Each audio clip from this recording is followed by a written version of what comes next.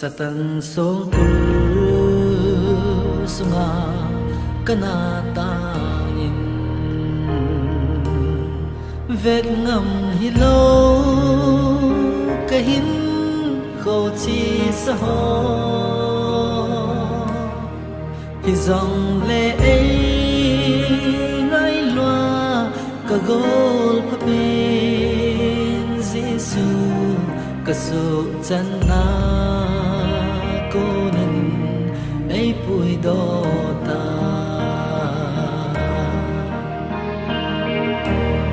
Satan song ku aku nin kesalen ta tina ko nin hinna kagal kai ta mutim gamma ko nin khova ai pui do ta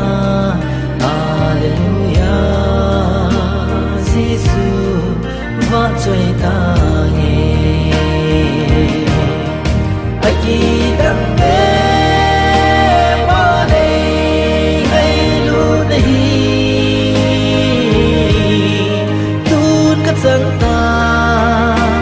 hu hình na lâu pi chu cắt chân ya lo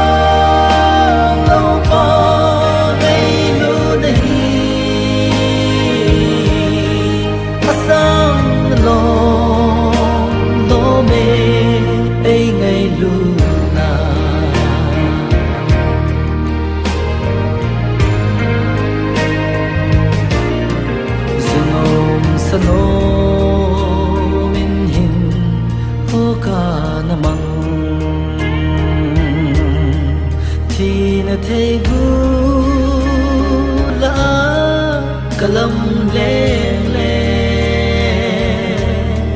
na thi sen na nei cho do sa hi lam zong kana he po baka nay ngay damin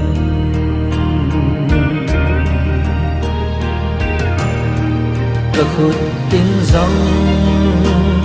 su phò đông ta po nghe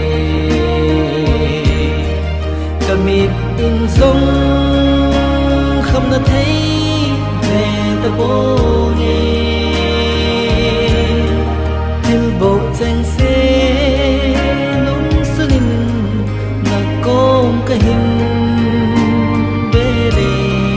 nay pan pi o Giêsu zona nay pe ai ki dang me ba nay ngay lu đây tun cắt chân ta hu hình na lâu pi